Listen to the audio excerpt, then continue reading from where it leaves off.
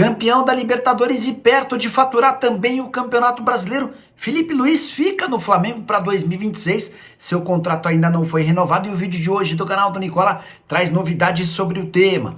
Bora falar também sobre mais demissões que o São Paulo prepara para o fim dessa temporada. Te atualizo ainda sobre a presidente do Palmeiras, Leila Pereira, que segue sem ganhar a Libertadores da América e vai terminar a temporada de forma absolutamente decepcionante, apesar do investimento gigante. Por último, mas não menos importante, quero te fazer uma comparação sobre Rodrigo Garro e Neymar. Bora falar também sobre o Vasco, responsável por demissões de treinadores adversários no plural. Tem ainda novidade importante sobre o Galo, Cruzeiro, Botafogo, últimas do mercado e muito mais.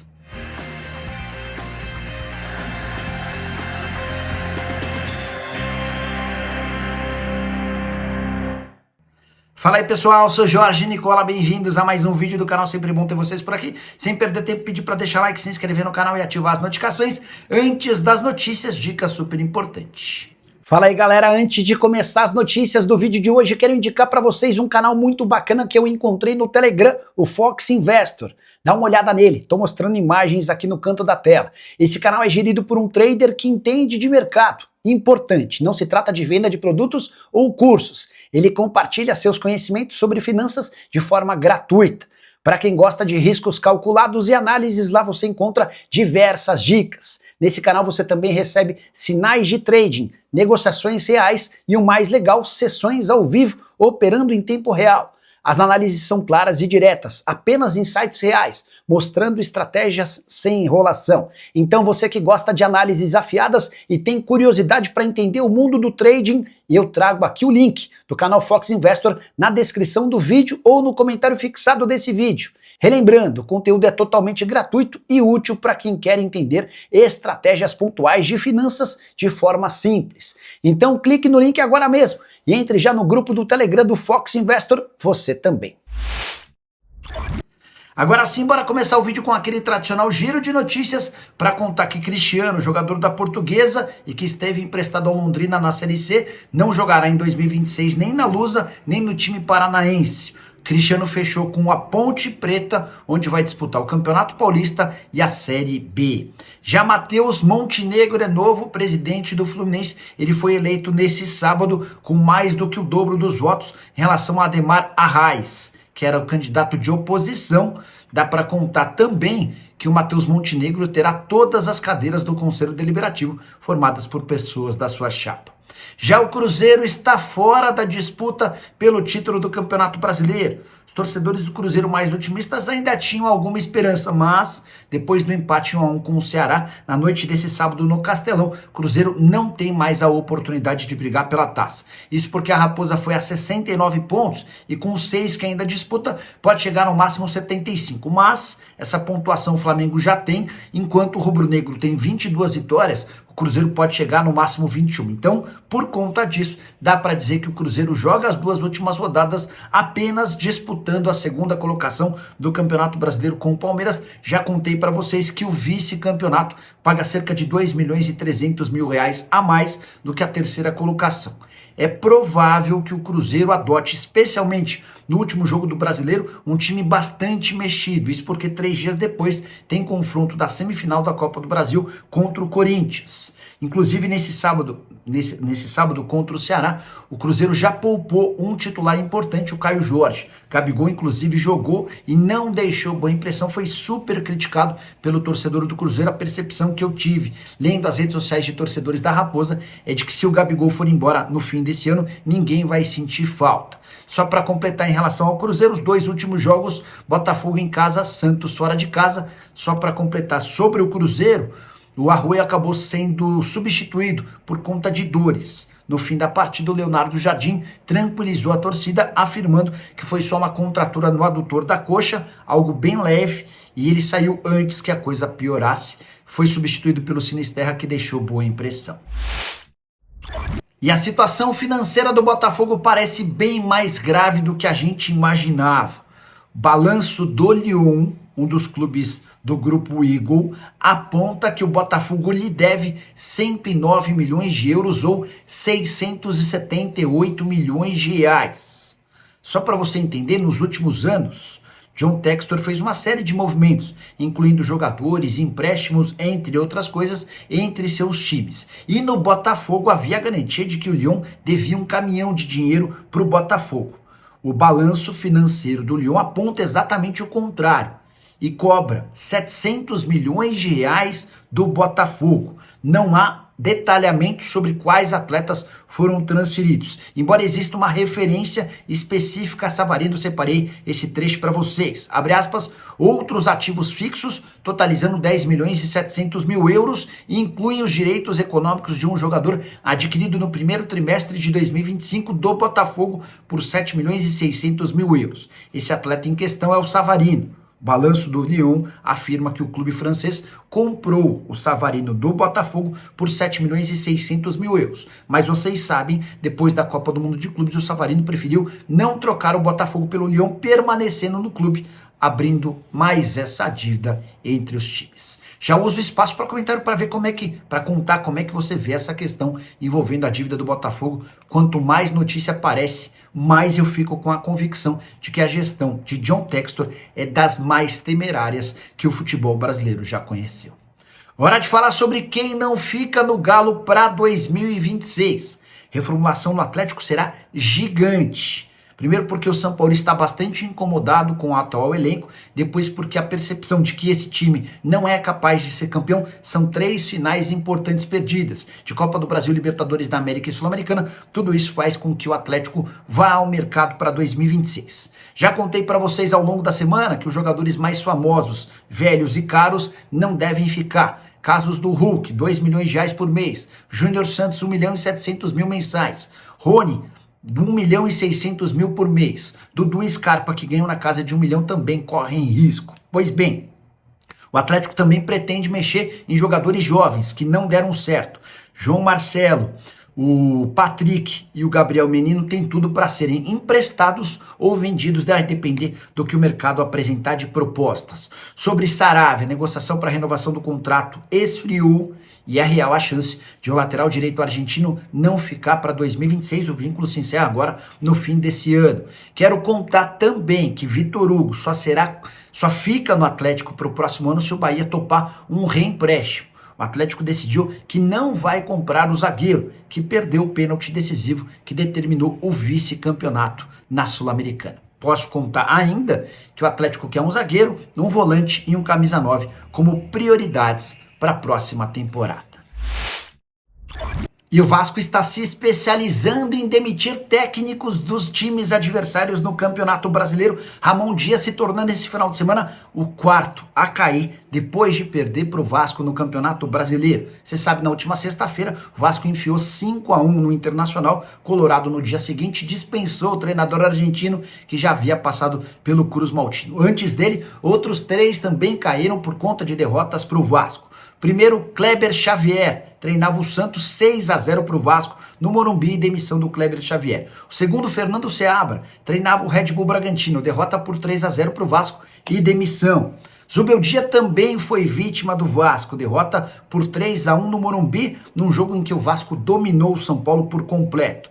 O time foi para o período de férias por conta da Copa do Mundo de Clubes e Zubeldia não mais comandou o tricolor. Importante registrar também que o Vasco, que vem numa fase de recuperação depois de 5 derrotas seguidas, essa vitória contra o Internacional, Cruz Maltino espera e promete anunciar para os próximos dias a renovação de contrato de Rayan, jovem que é tratado como a grande joia do clube em bastante tempo. O vínculo se encerrava em dezembro de 26 e já há um acordo entre as partes para prorrogação até dezembro de 2028. Novo contrato vai fazer com que a multa rescisória alcance 60 milhões de euros. A tendência é que o Rayan seja vendido na metade do ano que vem para um gigante do futebol europeu.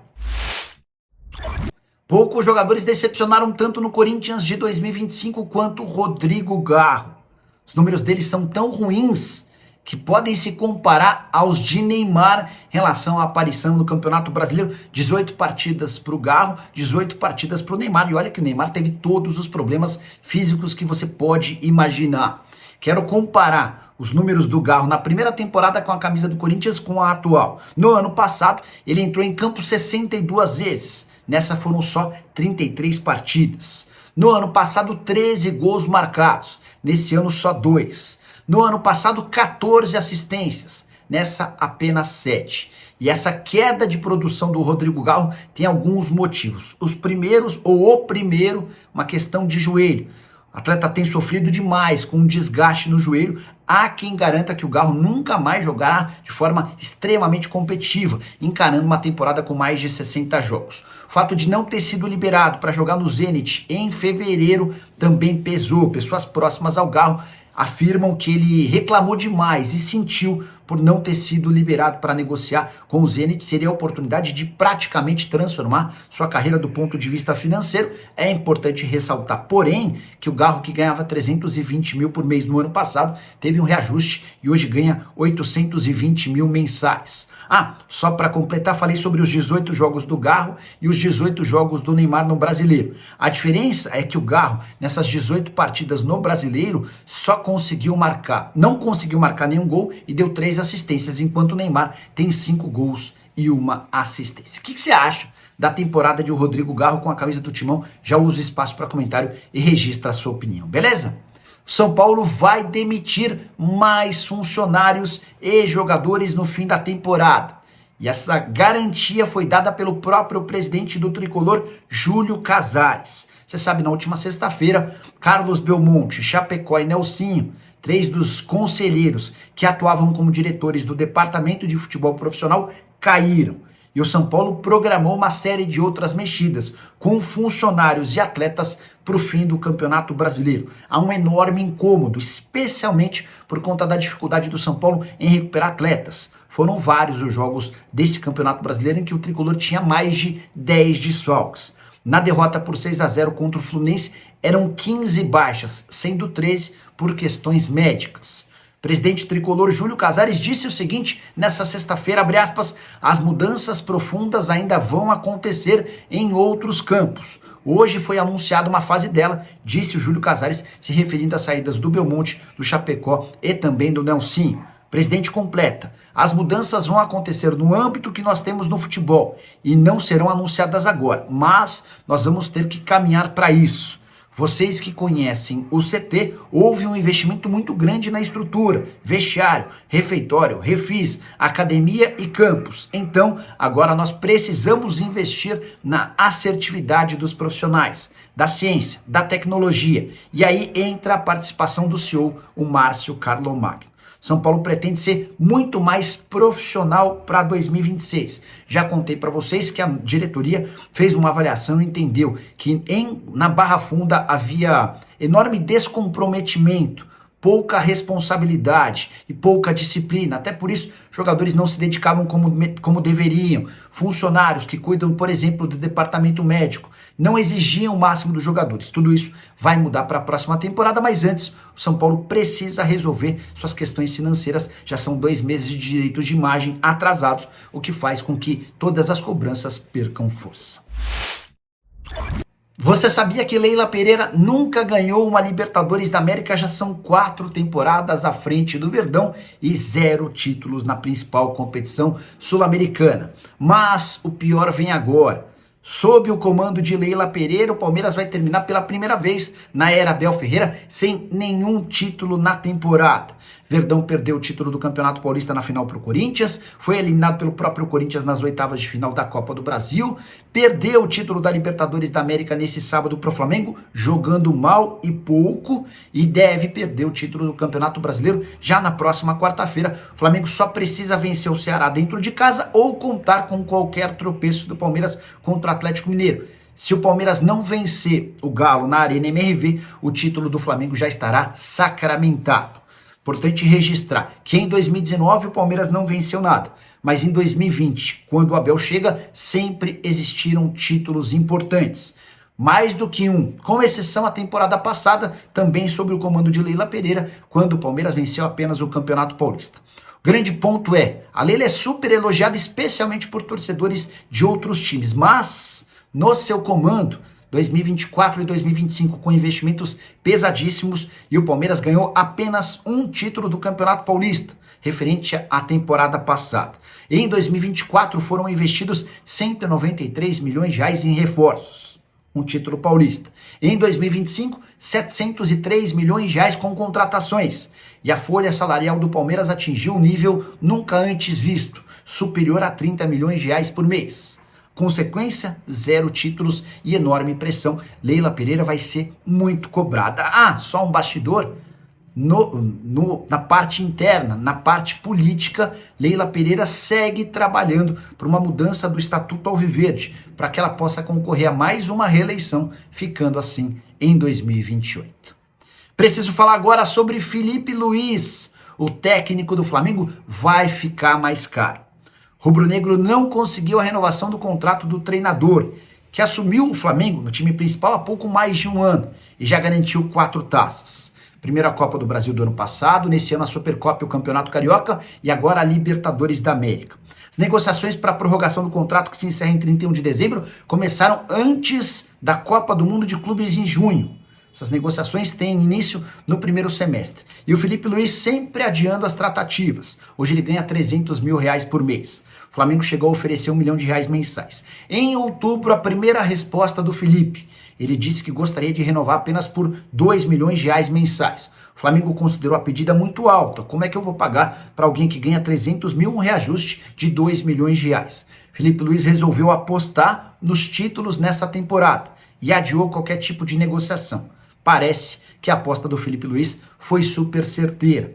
Ele já ganhou a Libertadores da América, deve confirmar o título do Campeonato Brasileiro na quarta-feira contra o Ceará. E diante de um currículo gigante, de pouco mais de um ano à frente do time profissional e 5 taças, sendo as 3 mais importantes, Libertadores, Campeonato Brasileiro e Copa do Brasil, Felipe Luiz vai ter autonomia e peso para exigir os R$2 milhões mensais. Talvez até mais, com bônus por títulos. E o Flamengo vai ser obrigado a pagar sob o risco de perder alguém que já tem sido observado por gigantes do futebol europeu.